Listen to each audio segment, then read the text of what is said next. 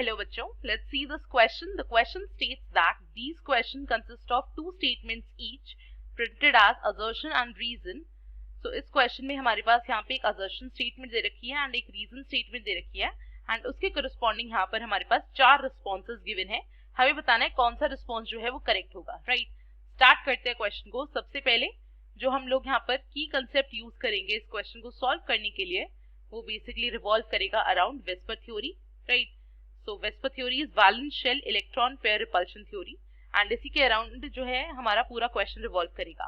अब अगर हम बात करें assertion की, so assertion statement हमारे पास given है that NO3 माइनस जो है वो प्लेनर होता है while NH3 जो होता है that is pyramidal.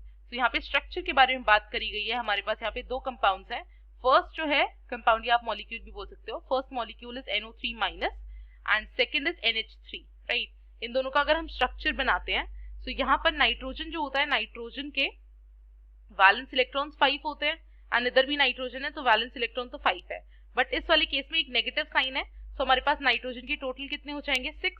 सो अगर हम इसका स्ट्रक्चर बनाते हैं तो यहाँ पे O इधर आ जाएगा, O एंड यहाँ पर माइनस साइन इस तरीके से, ये इसका स्ट्रक्चर हो जाएगा बेसिकली, राइट. सो यहाँ पर हमारे पास 3 बॉन्ड पेयर्स है, राइट. 3 बॉन्ड पेयर्स बन रहे हैं, दैट इज 3 सिग्मा बॉन्ड है. तो हम इससे क्या बोल सकते हैं, इसकी हाइब्रिडाइजेशन क्या हो जाएगी sp2, राइट. एंड जो स्ट्रक्चर होगा वो क्या होगा, ट्राइगोनल प्लेनर इसका स्ट्रक्चर हो जाएगा. एंड अगर अब हम बात करते हैं NH3 की, सो यहाँ पे हमारे पास नाइट्रोजन 5 इलेक्ट्रॉन्स है, इसके वैलेंस इलेक्ट्रॉन्स 5 है एंड 3 हाइड्रोजन के साथ ये 3 हाइड्रोजन हमने अटैच कर दिए एंड 2 इलेक्ट्रॉन्स बचे, उसका एक लोन पेयर आ गया, राइट. सो यहाँ पर 3 बॉन्ड पेयर्स हैं, दैट इज 3 सिग्मा बॉन्ड है प्लस 1 लोन पेयर है, राइट. इसकी वजह से इसकी जो हाइब्रिडाइजेशन होगी वो होगी sp3 एंड जो स्ट्रक्चर यहाँ पर इसका बना है that is pyramidal, right. Structure क्या बना है, दैट इज पिरामिडल. सो अब अगर हम असर्शन स्टेटमेंट पे आए, तो असर्शन स्टेटमेंट क्या बोल रही है कि NO3 माइनस जो है वो प्लेनर है, बिल्कुल correct, because trigonal planar structure बना है इसका. एंड NH3 क्या है, पिरामिडल है, ये भी बिल्कुल सही है. सो फर्स्ट असर्शन स्टेटमेंट तो करेक्ट है. अब अगर हम रीजन के बारे में बात करें तो रीजन क्या दे रखा है कि नाइट्रोजन जो कि सेंट्रल एटम की तरह एक्ट कर रहा है दोनों ही केसेस में, वो NO3 माइनस में sp2 हाइब्रिडाइज है एंड NH3 में sp3 हाइब्रिडाइज है विद 1 लोन पेयर.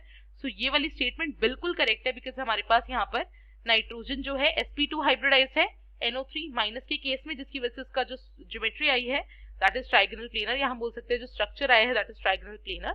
जबकि NH3 के केस में इसके पास एक लोन पेयर है, हाइब्रिडाइजेशन sp3 है, राइट. तो ये वाली स्टेटमेंट बिल्कुल करेक्ट है एंड इसका एक्सप्लेनेशन भी है.